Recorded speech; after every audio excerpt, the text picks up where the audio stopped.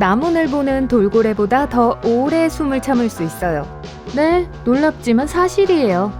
심박수를 아주 늦춰서 수면 아래에서 40분까지 있을 수 있어요.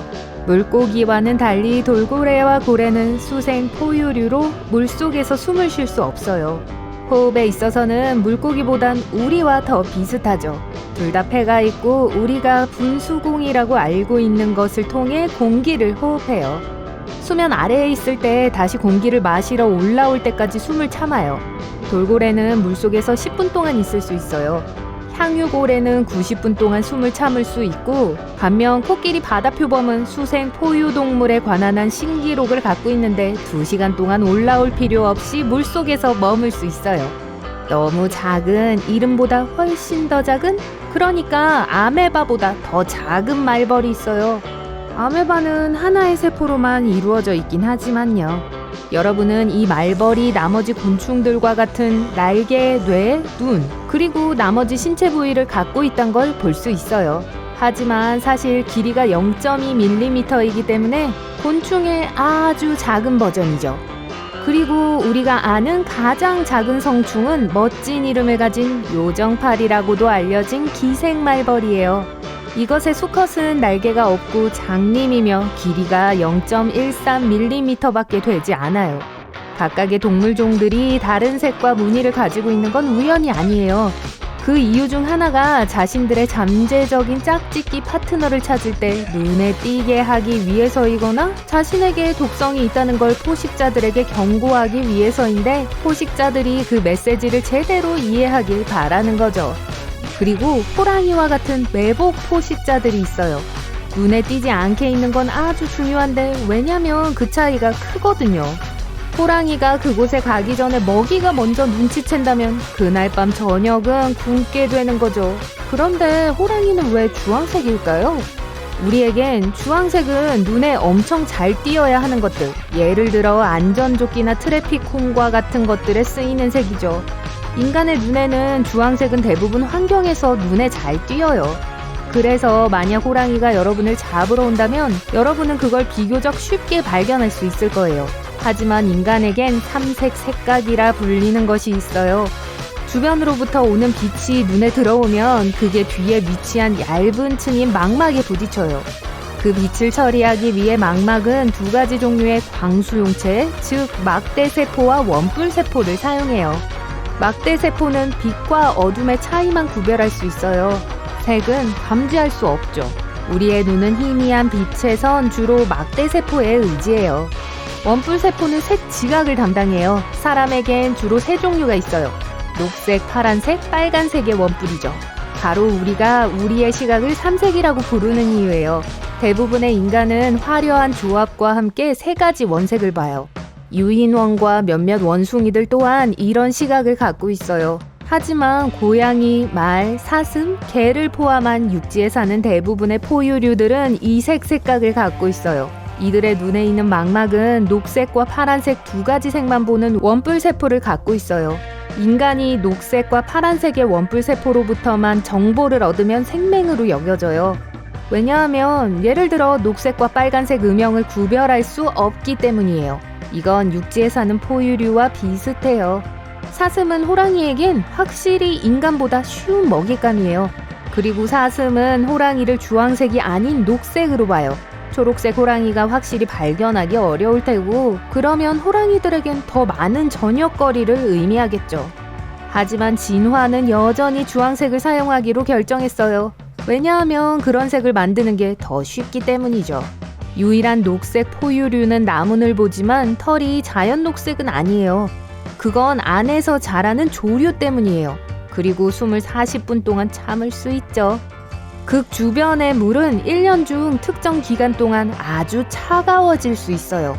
그곳에 많은 물고기들이 살고 있지만 그 일이 일어나면 살기 위해서 멀리 헤엄쳐 가야 해요. 하지만 남극대륙 근처에 있는 남빙양에 자생하는 특별한 물고기 무리가 있어요.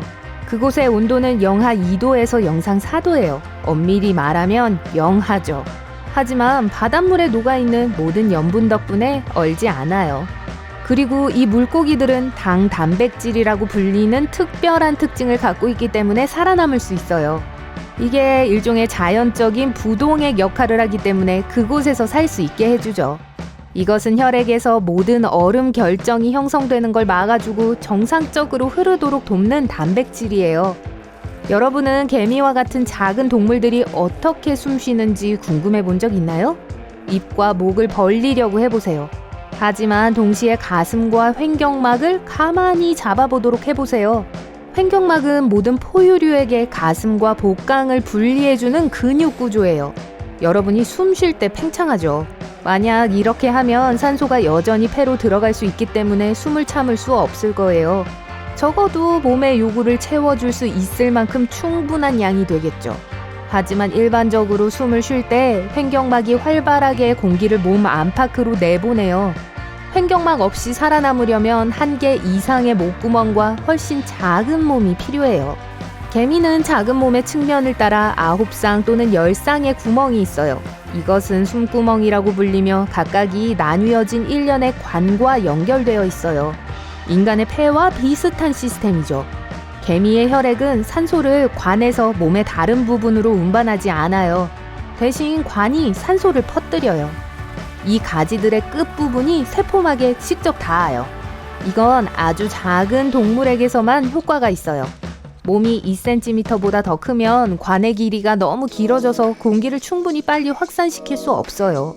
기린이 긴 목을 가진 데엔 몇 가지 이유가 있어요. 근데 그 목은 2m까지 길 수 있죠. 언뜻 보기엔 진화가 나무의 가장 달콤한 잎사귀에 도달할 수 있게 해준 것 같아요. 다른 동물들은 꿈만 꾸는 독점적인 접근이죠. 그래서 기린은 최고의 한 입을 위해 경쟁할 필요가 없어요. 하지만 시간이 지나면서 연구원들은 이게 유일한 이유가 아니란 걸 알게 됐어요.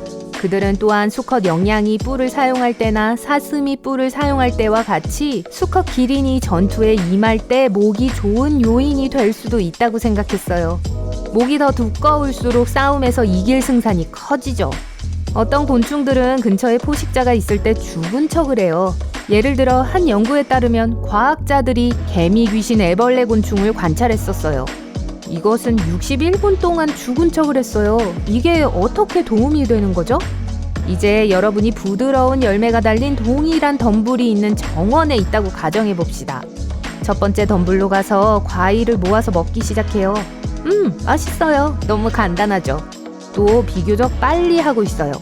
하지만 그 덤불에 과일을 계속 따먹으면 과일을 찾기가 어려워지죠. 게다가 처음보다 지금이 시간이 더 걸려서 좀 짜증나요.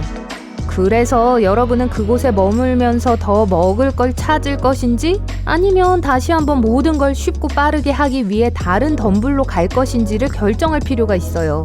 여러분이 포식자고 포식자들은 욕심이 많다고 가정하면 여러분은 가장 짧은 시간 안에 가능한 한 많은 과일을 먹을 수 있는 방법을 찾을 겁니다. 그 뜻은 여러분이 다른 덤불에서 과일을 모으기 시작할 거란 거죠. 그리고 또 다른 덤불로 이렇게 계속되겠죠.